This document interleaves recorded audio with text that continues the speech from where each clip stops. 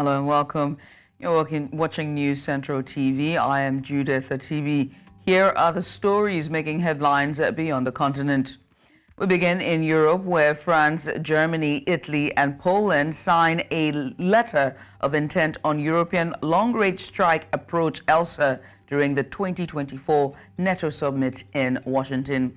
The letter regards the so-called ELSA plan aimed at improving the capacity or capability as Europeans to develop, produce and deliver capabilities in the field of long-range strikes, which are solely needed to deter and defend Europe. French Defense Minister signs the letter alongside Polish Defense Minister, Italian Defense Minister and German's Defense Minister.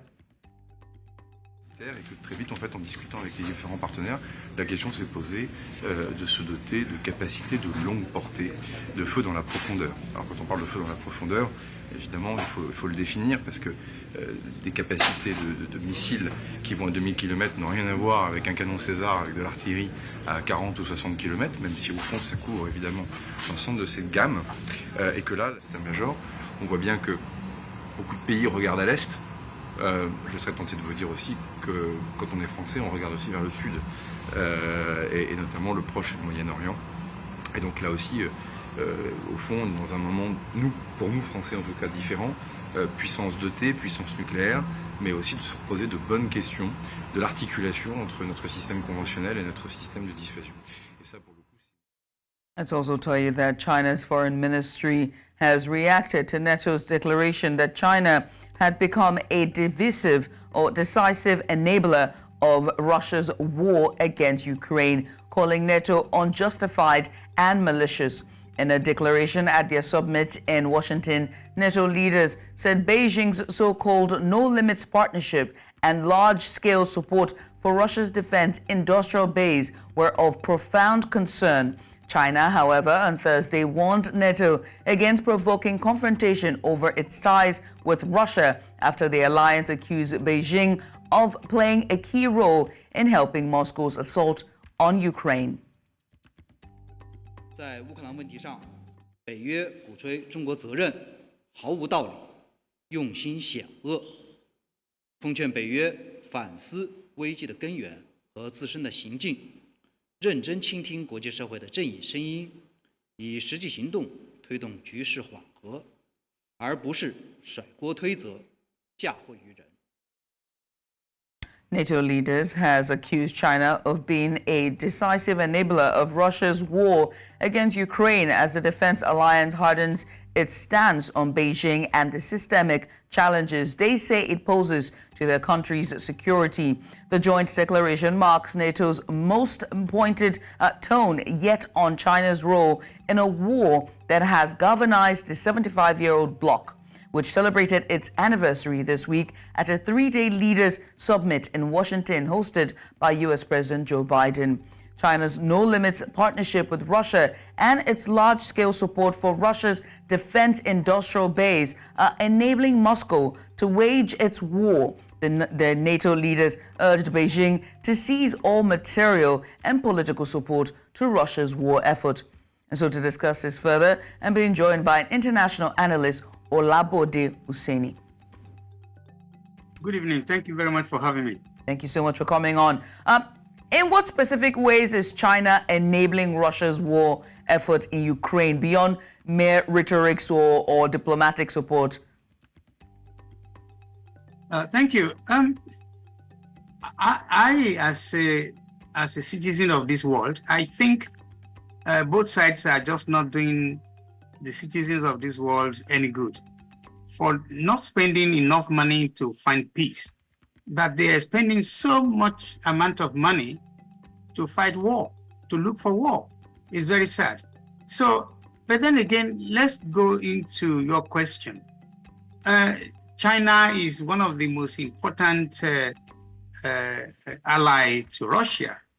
They have not only multilateral, but they have bilateral, they have so many agreements. And when it comes to a friend in need, China comes first. So also, and some other strategic important country in the in the Asia-Pacific area. So I don't exactly understand what NATO is saying. I live in a NATO country, but at the same time, I think peace should be given a chance. And Russia has an enabling environment, arrangement. If they call them, they answer. So I don't understand what this squabble is all about, and that is the truth. Now, giving what NATO is saying, one has to ask about the potential consequences, for China's international relations strategy following NATO's explicit call for Beijing to cease fire, or rather cease support, I beg your pardon, for Russia's war effort. That's not going to happen, and I'll tell you why. So far, so good. I think it has been one-on-one. It has been Russia directly fighting Ukraine. But then again, Ukraine has been getting all the form of support she needs. She gets support, financial support, military support, everything support from the West. I'm speaking on the potential. I'm asking about the potential consequences that China's international relations strategy will have, following NATO's explicit call for Beijing to cease support for Russia's war effort. The only consequence is if NATO or any other country is asking China to advise Russia to cease the war, they will have to deal with the conditions that probably Russia will want to set or put on the table. And if they agree on that, and do not forget that in the first place, it is Russia that started this war based on they have been threatened. That is exactly what it is. Russia has been threatened, and of course, if anybody wants to interfere in this war, want to stop this war, there will be conditions. It cannot be just Russia stop and Russia will stop. We all know that. Now, there's a matter of security here, right? And NATO has also said that security is compromised if they continue to support. But how could NATO's emphasis on China's activities in outer space and its cyber capabilities impact global security dynamics and the norms in these domains? The way it is, China has overtaken the West. I mean, that is also, anybody can read that. China have overtaken the West in the area of cyber security, wherever they are outside this planet. They've done very well. They have also come about more dynamic developments, arrangements they put in place to overtake the activities and capabilities and capacities of the West. And of course, that's an issue for the West to deal with. But then again, China will not stop the advancement of outsmarting, outshining the West. So I understand where the West is coming from, but then again, they will have to deal with that. And NATO's increasingly pointed stance, towards China's geopolitics and the global geopolitics, particularly in terms of alliances and security dynamics in Asia, specific in Asia Pacific, right?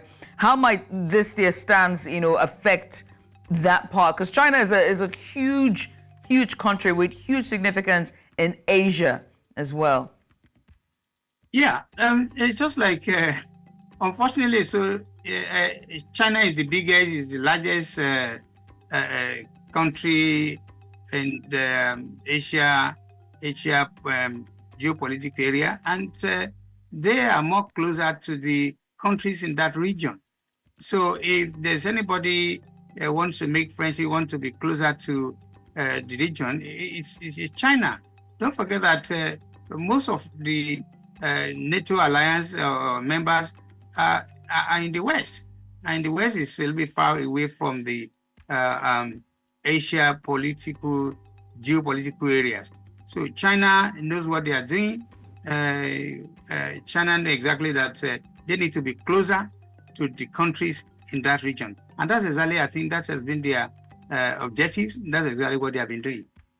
Well, many thanks, Olabode. We appreciate you for coming on. Olabode Oseni, he's an international analyst, and he joined us today to discuss more on NATO and China. Again, many thanks, Olabode. Thank you very much for having me.